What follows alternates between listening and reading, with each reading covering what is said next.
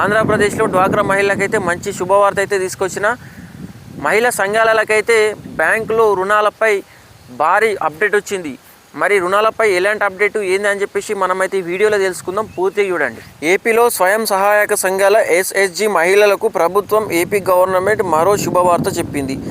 డ్వాక్రా సంఘాల ద్వారా ప్రభుత్వం నుంచి సాయం పొందుతున్న మహిళలకు మరింత లబ్ధి కలిగే విధంగా పలు కీలక నిర్ణయాలు తీసుకుంది. ముఖ్యంగా గ్రామీణ బ్యాంకుల్లో భారంగా మారిన సర్వీస్ ఛార్జీలతో పాటు రుణాలపై వడ్డీ రేట్ల నుంచి ఊరట కల్పించింది.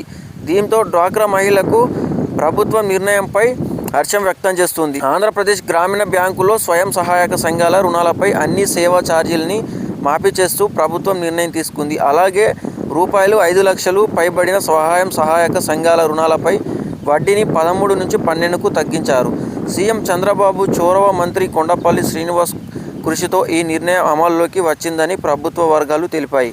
దీంతో గ్రామీణ బ్యాంకులో ఇకపై రుణాలు మరింత సులభం కానున్నాయి. అయితే డ్వాక్రా మహిళలకైతే ఏపీ గవర్నమెంట్ జూలై 1 నుంచి అయితే అమల్లోకి అయితే తీసుకొచ్చింది. ఎవరైతే జూలై 1 నుంచి అయితే రుణాలు తీసుకున్న వారు ఉన్నారో, ఏదైతే సేవా ఛార్జెస్ ఇవన్నీ ఏవైతే ఉన్నాయో మొత్తం అయితే జీరో, మీకు ఎలాంటి ఛార్జెస్ అనేది తగ్గదు.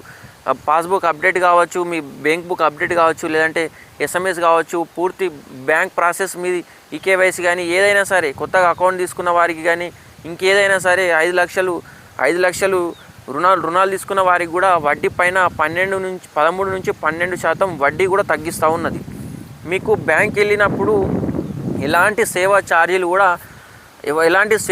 కూడా బ్యాంక్ అనేది మీకు తీసుకోదు అన్నట్టు.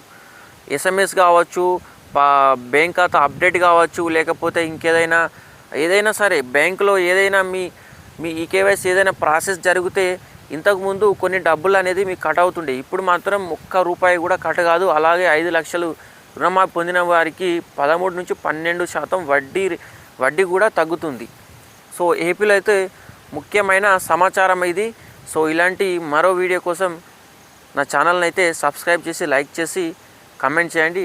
Thank you. మరో వీడియోతో మీ ముందుంటా. Thank you.